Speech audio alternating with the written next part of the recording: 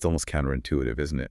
When we think about what makes for a fulfilling life, our minds often jump to career milestones or, hitting certain financial benchmarks. But here's a fascinating nugget. Harvard's massive 84-year study on adult development revealed that the single biggest predictor of a long, healthy, and happy life boils down to one thing: the quality of our relationships. Let that sink in for a moment. It really makes you reconsider your priorities, doesn't it? And the research has also found a pretty stark downside to the absence of those good connections. Loneliness isn't just a fleeting feeling. It has tangible negative impacts. We're talking about things like heightened pain sensitivity, a dip in your immune system's effectiveness, even some evidence pointing to reduced brain function and poorer sleep. It just underscores how essential these human connections are. Absolutely. So if these relationships are so fundamental, the obvious next question is, how do we actually get better at building and nurturing them? That's the exact territory we're exploring in this deep dive. We've got some really interesting material today. A breakdown from the Fermi Manga University YouTube channel that distills key ideas from Akira Tachibana's book, How to Become Rich, Learning with Parents' E-Year Strategy Guide for the Real Game of Life. Now, despite the title's focus on wealth, it actually uncovers some really insightful principles for navigating the often complex world of human interactions.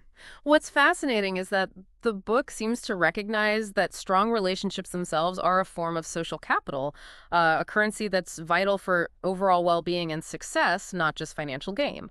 And the Fermi Manga University summary does a commendable job of pulling out some very practical strategies from Tachibana's framework. Exactly. So, for you, the listener, consider this your streamlined guide to understanding some core mechanics of building better relationships.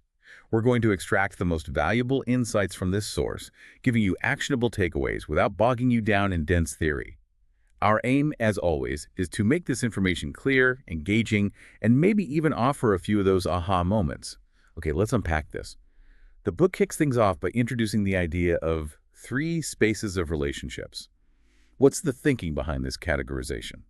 Right.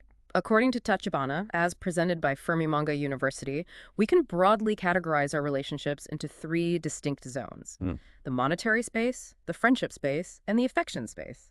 Understanding the underlying rules that govern each of these is, well, key to navigating them effectively. Okay, let's start with the monetary space. What kind of interactions fit into this category? The monetary space encompasses those relationships that are primarily driven by the exchange of money for goods or services. Think about your interactions with the barista at your coffee shop, your personal trainer at the gym, your landlord, or even, as the source thoughtfully points out, your connection with the creators of a video game you enjoy or the farmers who produce your food. The fundamental link here is a financial transaction. Right, it's a pretty direct quid pro quo. You pay for a service, you receive it, and the connection doesn't tend to go much deeper than that. Precisely. As the summary highlights, the bond in the monetary space is relatively fragile because it's almost entirely dependent on the financial exchange. If the payment stops, the relationship typically dissolves or, ceases to be functional. You're not likely to invite your landlord over for dinner, for instance, outside of that transactional arrangement. Makes perfect sense. Now let's move on to the friendship space. These relationships feel like they have a bit more depth. They certainly do. The friendship space is defined by relationships built on exchanges that aren't primarily monetary. This includes acts of kindness, shared enjoyable experiences, keeping your word, giving gifts, and tokens of appreciation. Think about splitting the bill with friends after a meal, the unspoken agreement of reciprocal gift-giving during birthdays, or attending important life events like each other's weddings. So it's more about a give and take that goes beyond just financial transactions. There's an element of mutual effort, reliability, and shared positive experiences. Exactly. And while these connections are stronger than those in the purely monetary realm, they're not unbreakable. Repeated failures in reciprocity, consistently not returning favors, breaking promises, or being undependable will erode these friendships over time. That balance of give and take, even in non-monetary forms, is crucial here. Okay, and then we have the affection space. This sounds like the territory of our closest, most intimate connections. Yes, the affection space represents relationships, characterized by unconditional giving, driven primarily by love and deep care. This includes your relationships with your romantic partner, your parents, and your children. The example given is parents providing for their children's needs without expecting immediate financial repayment. It's that fundamental bond where you give because of love and commitment, not necessarily with an immediate expectation of something tangible in return. That's the core of it. However, even within these deeply affectionate bonds, taking that love and support for granted can cause damage. While it's not transactional in the same way a friendship is, actively expressing love, gratitude, and appreciation remains absolutely vital for nurturing and maintaining these relationships. A lack of expressed affection can be just as damaging as, say, a failure to reciprocate in a friendship. So looking across these three spaces, it seems like there's a fundamental principle of give and take at play in almost all our relationships, even if it manifests differently in each one. Precisely. The underlying principle highlighted in the source is that virtually all human relationships outside of those core family bonds are fundamentally based on this dynamic of exchange. So if you want to cultivate more meaningful friendships, for instance, you need to be proactive in both offering and reciprocating. This leads to what one might call cost-effective friendships, relationships, where the energy and effort you invest tend to be returned in a similar measure. It's not about strictly keeping score, of course, but about a natural balance. And as adults with limited time and energy, we naturally tend to gravitate away from relationships where we consistently give without receiving anything back. That makes a lot of intuitive sense. It's almost like we're subconsciously running a kind of relationship cost-benefit analysis. Okay, so we've got these three spaces. Now, the book also delves into something called the me at the center phenomenon. It sounds pretty straightforward, but what's the key insight here? What's really interesting is the perspective offered on why this happens. According to the source, everyone unconsciously perceives themselves as the center of their own universe. The diagram in the material even visually reinforces this idea, placing the self at the heart of the affection space. The crucial takeaway is that this isn't a flaw or a conscious choice. It's a fundamental aspect of how our minds will prioritize our own experience. Right. We all naturally feel like we're the main character in our own personal narrative. It's a pretty universal human experience, I think. And this inherent self at the center viewpoint, while understandable, leads to a very common tendency: the assumption that I am always right and the other person is always wrong. The source emphasizes that this inclination holds true across the board, regardless of factors like gender, age, life experiences, or any other demographic. Everyone, from the youngest child to the oldest adult, the healthy individual to someone facing significant challenges, tends to operate from this central frame of reference. It's like our own built-in bias filter.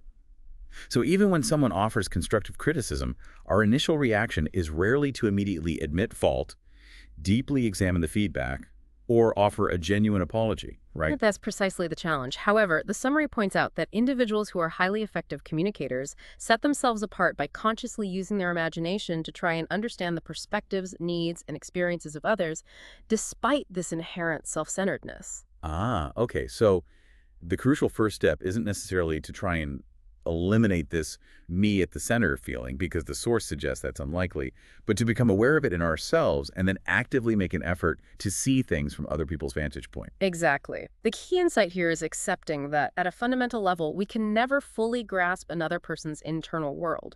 It's from this recognition that the deliberate and ongoing effort to achieve mutual understanding begins. As the source reminds us, everyone tends to believe they are right and others are mistaken. That's a really important foundation for navigating any kind of relationship. Okay, moving on. The book also introduces something called the 100x rule. That sounds quite dramatic. What's the core idea behind this principle? Well, the 100x rule builds directly on this me at the center idea. Because we all operate from this self-referential viewpoint, we tend to experience things that happen directly to us with an intensity that is roughly 100 times greater than how we perceive similar things happening to others. Conversely, events that affect others feel about 100 times less impactful to us personally. Wow, that's a massive difference in perception. Can you give us a concrete example to really illustrate this? Sure. The source uses the example of someone casually posting negative or critical comments on social media. The person making the remark often significantly underestimates the emotional impact it can have on the recipient. However, the person on the receiving end of that negativity experiences those words with 100-fold greater intensity. What might seem like a fleeting throwaway comment to the sender can be deeply hurtful and even traumatic for the receiver. That really hits home in the context of online interactions, doesn't it? It's like the anonymity almost amplifies this disconnect. You mentioned a personal experience related to this. Yes, I recall being surprisingly and quite deeply hurt by what seemed like a relatively minor comment about my height at a reunion many years ago. Even now, looking back, there's still a faint sting. From an outsider's perspective, it probably seemed like an insignificant remark, but because I, like everyone else, operate from my own central perspective, that comment, touching on a personal insecurity, had a disproportionately large and lasting impact on me. That anecdote really makes the 100x rule tangible. Wow. Now, the source also mentions some absolute no-goes in communication based on this principle. What kind of things should we absolutely avoid saying? The summary specifically points out phrases that essentially invalidate someone's worth or existence as almost guaranteed ways to create deep and lasting resentment and potentially even provoke retaliation. These include statements like, "Why can't you even do this simple thing? What? You have no real value," or "You're just getting in the way." These kinds of remarks strike directly at a person's core sense of self, which, as we've discussed, is the center of their world, and are therefore felt with that amplified intensity. Oof, those are incredibly powerful and clearly damaging words. So what are some practical strategies for the listener to keep the 100x rule in mind in their own interactions? There are two key takeaways here, I think. Firstly, make a conscious effort to remember that even seemingly small or offhand remarks from your perspective can deeply wound others and potentially be remembered for a very long time. You can never fully know what sensitivities someone else might carry. Secondly, when you find yourself deeply hurt by someone else's words or actions, try to consider that it might not be as significant or intentionally malicious as it feels in that immediate moment, keeping the 100x rule in mind. This isn't about dismissing your own feelings, but about offering a potential framework for understanding and processing those feelings. So the fundamental message here is to be incredibly mindful of the power of our words, as what might seem trivial to us could have a massive negative impact on someone else's world. Okay, let's shift gears now. The book also discusses the average of 5 friends principle. This sounds a lot like the saying, "You are the company you keep." That's the basic idea, yeah. Similar to the saying that birds of a feather flock together, we have a natural tendency to gravitate towards and form close bonds with people who are similar to ourselves. As a result of this, our own characteristics, whether it's our intellectual curiosity, our financial habits, even our behavioral patterns, tend to converge towards the average of those of our 5 closest friends. Can you give us some concrete examples of how this kind of averaging effect might manifest in our lives? Certainly. If your inner circle of friends are all highly engaged in learning and intellectual pursuits, you're more likely to find yourself influenced in that direction. Similarly, if your 5 closest friends are financially responsible and actively working towards building wealth, you are statistically more likely to improve your own financial situation. Conversely, the summary also points out that negative influences can take hold. If your close friends engage in risky behaviors, your own likelihood of participating in those behaviors can increase. It's almost like a form of social influence by osmosis. I can definitely see how this plays out in various social circles. Even going back to school, different groups tend to share similar interests and behaviors. Exactly. However, the book also touches on the somewhat awkward reality that intentionally trying to upgrade your social circle, specifically seeking out friendships with popular or wealthy individuals solely to improve your own status, can be challenging and often doesn't yield the desired results. Genuine connections usually form on more authentic grounds. Right. So it's not as simple as just deciding you want more successful friends and then suddenly being welcomed into their inner circle. Precisely. However, the book suggests a more subtle strategy. When you are forming new friendships, consciously consider individuals who possess qualities you admire or who are slightly ahead of you in areas you want to develop. Perhaps someone a bit more knowledgeable in a field you're learning, someone who seems to navigate social situations with more ease, or someone who embodies healthy habits you want to adopt. The idea is that their positive influence can subtly help you elevate your own game. That's an interesting nuance. It's not necessarily aiming for the absolute top, but looking for those who are just a step or two ahead of where you currently are. Kind of makes it more achievable, too. And the summary also emphasizes the importance of cultivating a broad social network in general. If you have a very limited number of friends, you might feel pressured to maintain relationships with individuals who aren't particularly supportive or who even have a negative influence, simply because you lack alternatives. Just like having a diverse investment portfolio provides more options, having choices in your friendships is vital for your overall well-being and personal growth. So the key takeaway here is to really take stock of the 5 people you spend the most time with and recognize that you are likely a reflection of their average traits and tendencies. That's definitely something to think about. Okay, let's move on to the idea of becoming more popular. The book suggests the power of proactive giving. How does that work? Well, we've already established that relationships thrive on a foundation of give and take. Reciprocating kindness, favors, and gifts is crucial for maintaining healthy connections. But to truly expand